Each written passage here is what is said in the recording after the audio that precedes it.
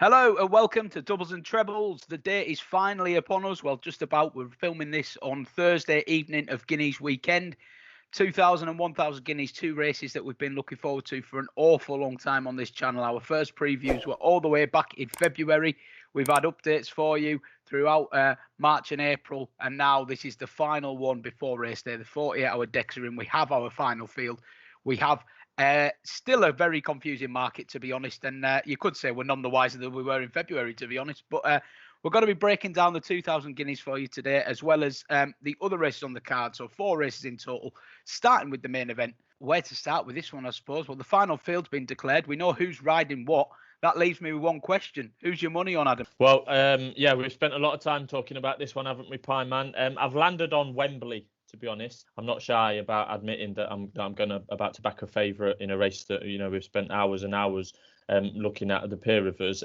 Just the headlines from the declarations on Thursday morning. St Mark's Basilica, the Dewhurst winner, who was fully expected to run, is not running.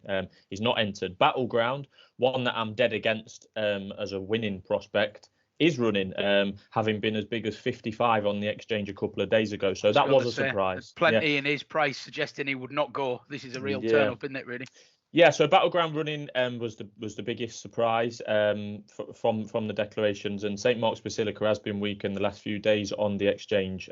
So there might be something up there, but I don't know what. It's Ryan Moore that rides Wembley, who looks set to go off favourite, but by no means would that be a certainty to go off favourite. At the moment, 7 of the 15 runners are priced between 7-2, which is Wembley, and 10-1, which is Van Gogh. So it's nearly half the field are in single figure prices pretty much.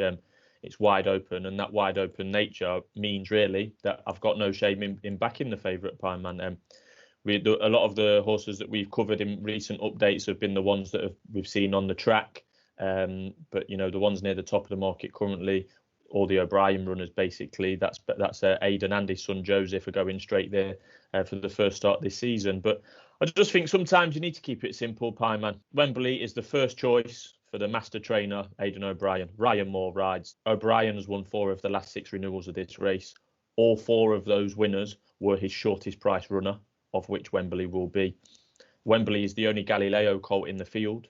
I've not got the actual stats, but I would guess that you've got to go a while back to find only one runner in the 2,000 Guineas field that is sired by Galileo. And we all know about how successful Galileo is and continues to be.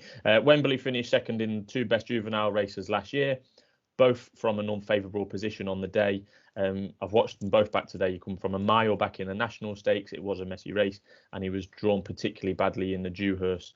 It was drawn very, very wide, which we've seen has been a bit of a disadvantage at Newmarket even recently as well. And just going through my little tick list, really keeping it simple, is officially the highest rated horse in the race. He's the first choice for a master trainer. I'm not going to apologise for giving a selection of a 7-2 favourite. If I could put up a 7-2 winner every time I spoke to you, Pieman, I'd be extremely happy with that. So that's what we'll go with. But just as a quick fire run through the market, like I say, we've spoke in length about a lot of these in our anti-post updates.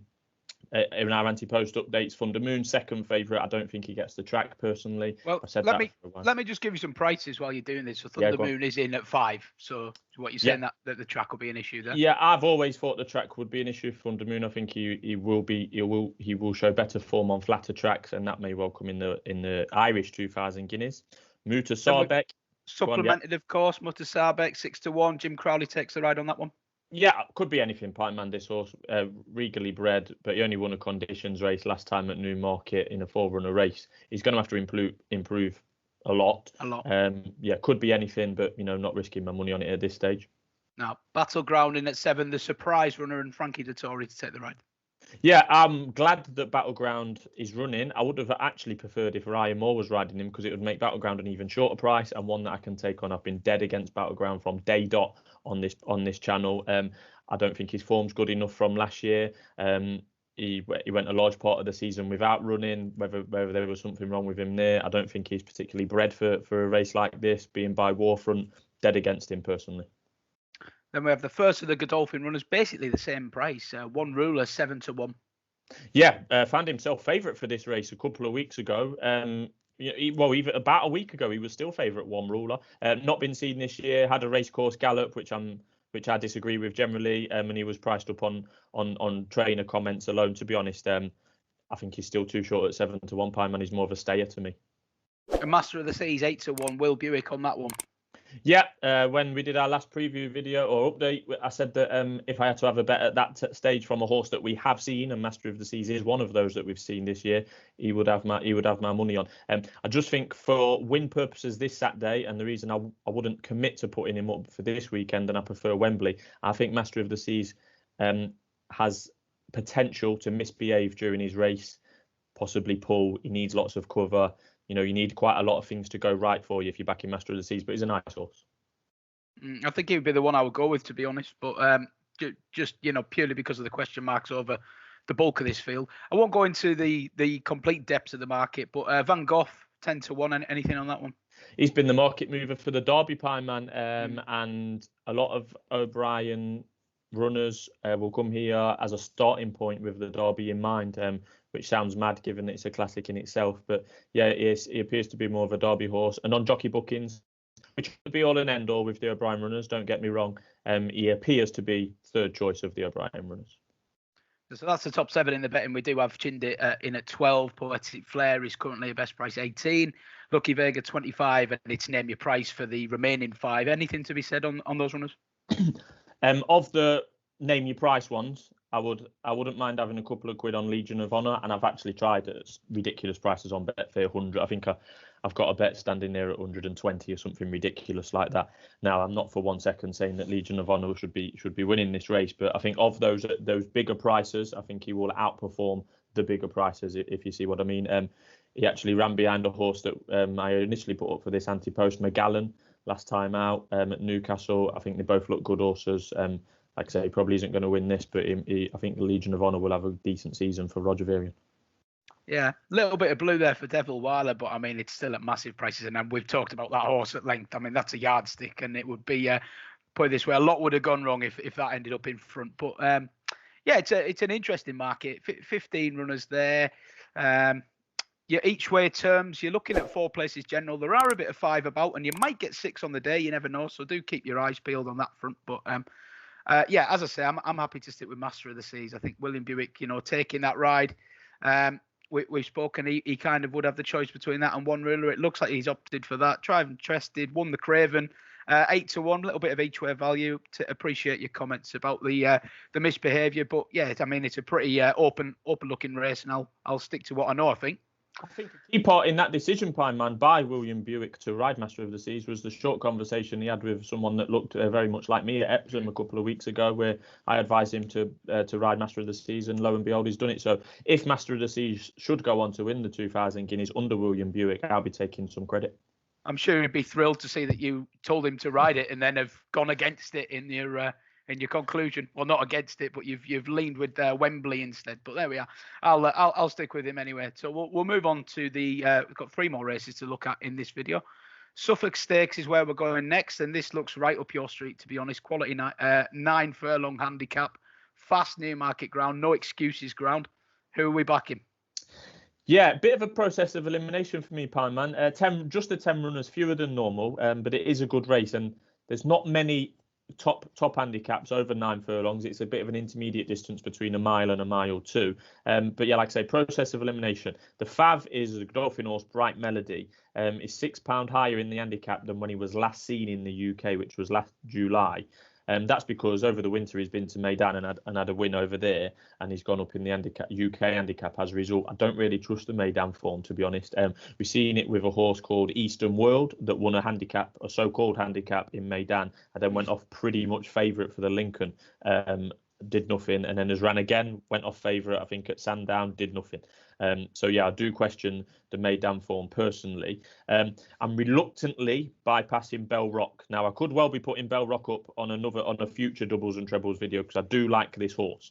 He had a decent year last year, but his trainer said in a recent stable tour, Andrew Balding, said that he's a bit behind in his coat and is likely to need this run. So that's what's put me off Bell Rock, but I think he is a good prospect for the season. I'm hoping that he doesn't win Saturday because I'm not backing him, and it's a bit of a dangerous ploy. Meidani's next in the market at 11-2, one of the best bred horses in the country. There would be horses in the 2,000 guineas that wish they was as well bred as Meidani, but this is a handicap. He's by Frankel out of a 1,000 guineas winner. He's regally bred. But he's very unreliable, if nothing else. He had 6 runs last year. He went off favourite on 5 occasions, favourite or second favourite on 5 occasions, and he only won twice. It just can't be relied on for me personally. They chopped and changed his distance. I mean, his form was 1, 7, 5, 1, 14, 6. It's either all or nothing with him. So he's dangerous to leave him alone. So as I'm scrolling down the page through my process of elimination, it's leading me to Starcat, who actually ran an absolutely belter of a race in the 2,000 guineas itself last year. He was 80-1. He was hampered actually on the day, believe it or not, and he finished 7th. But he was a bit of an eye catcher and he was unlucky. And he was also unlucky on his other runs thereafter. After the 2,000 guineas last season, I still think there's a bit of juice in his handicap mark. He's down to 91 now. When he was last seen, he was off 93. I think he's better than a rating of 91, to be honest. He's been gelded over the winter. Good to firm ground is no problem for him. 7-1's available. That would be the best bet in that race for me. Yeah, it looks an interesting runner. Starcat, Huey Morrison trend, of course. James Doyle set to take the ride on that one. So that nice juicy price for you there, 7-1.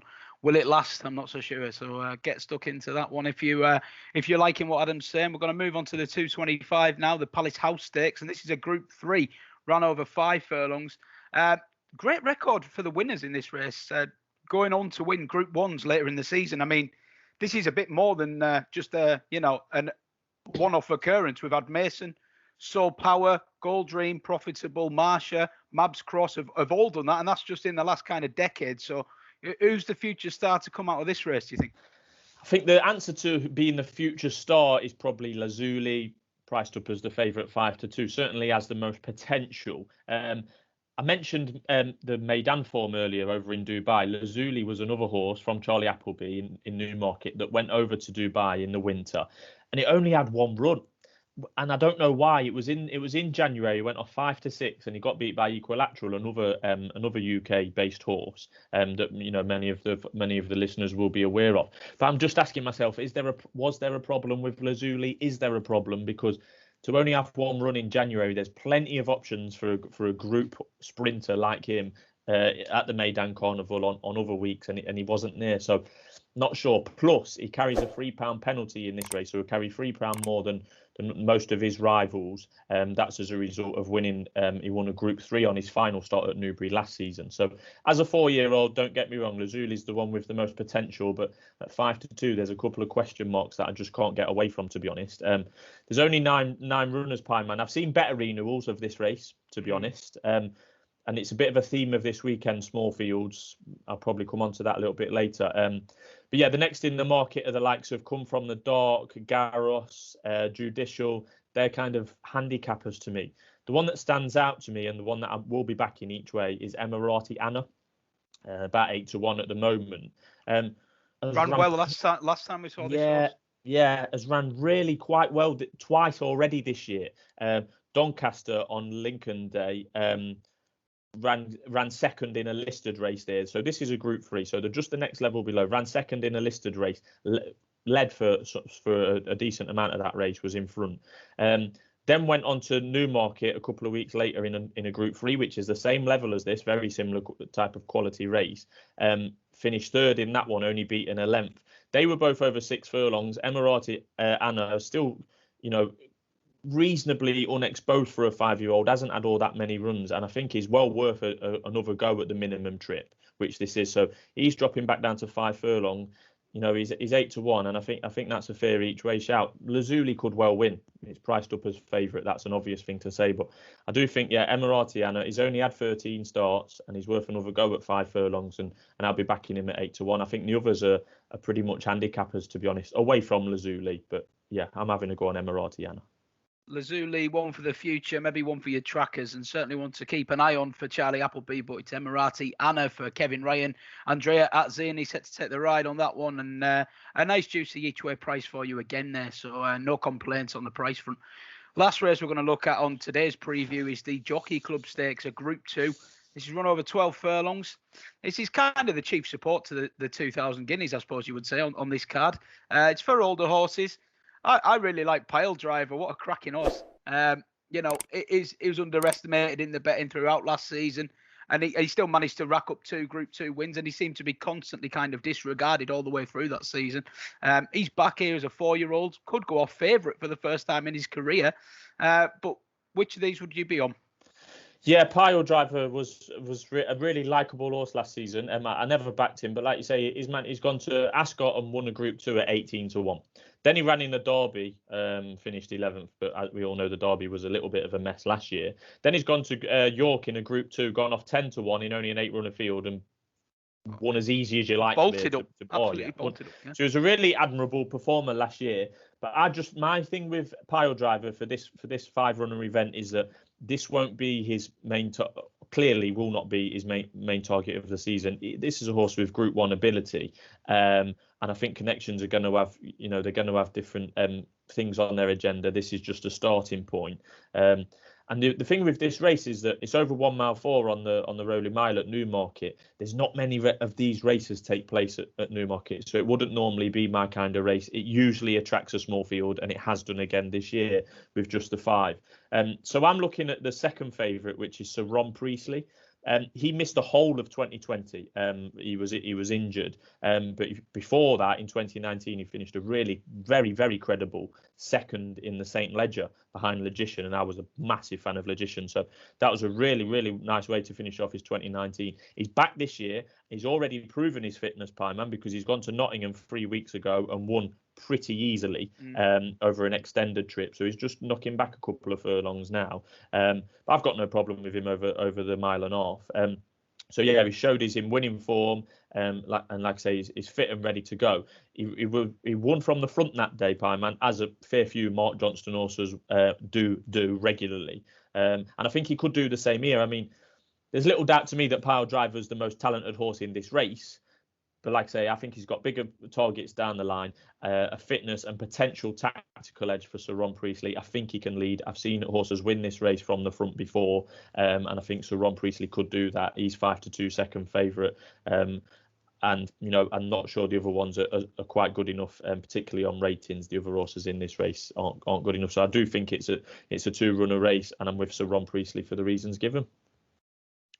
Yeah, interesting selection there. Obviously, when these horses are injured, you never quite know if they're going to come back and do what they quite looked like they were going to. But nothing wrong with his return run, and I think it's a very interesting run. A Pile Driver, for me, I would have expected it to be just a tad shorter in the market, maybe south of 2-1. But I guess we could see things change again on the day, and I think there'll be a lot less sort of on the day punters underestimating Pile Driver after its habit of winning, shall we say, last year, but a trappy little race, maybe not one to go too crazy on. Right, so that's the 4 big races of the day previewed at Newmarket. Let's just run through the selections, please, Adam.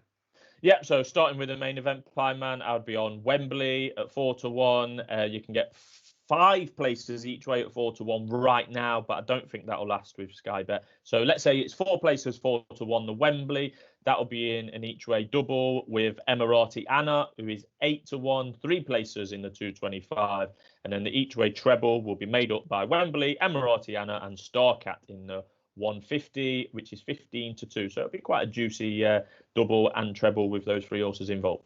Certainly, well, some nice prices there. And this will be a first on the channel. I'm going to stick my name to a horse. I'm going to put on Master of the Seas. Just feel like we've covered so much in this race. We've had such a good look at it. And while I agree that there are some question marks, I'm more than happy to stick my name to an each way selection, Master of the Seas. I believe there's 8-1, 4 places available. So that'll be the one for me. That'll be going on the doubles and trebles profit and loss spreadsheet. Pieman, your first one. Get it in the loss column. Yeah, that'll be 1 point each way or 1 point win. That's what we operate on. Very, very simple. And for anyone that does want to know the results, available on request, I think they say in the trade, Pieman. Yeah, they certainly are. And believe me, you're not missing much.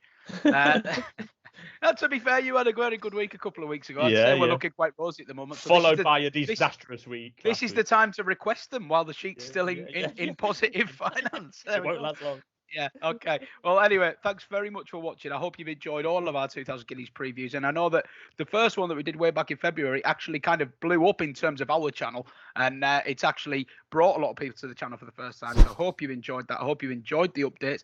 Do have a good look around the channel. We're doing a lot of darts content as well. We're doing a bit of golf now. We're constantly growing and evolving. It's great to have all of you on board, so please do subscribe. If you enjoyed the video, give us a like. Let us know what you're backing in the 2000 Guineas in the comments. If you've got any other fancies on the day, thanks for watching, and we'll see you again very soon. Cheers.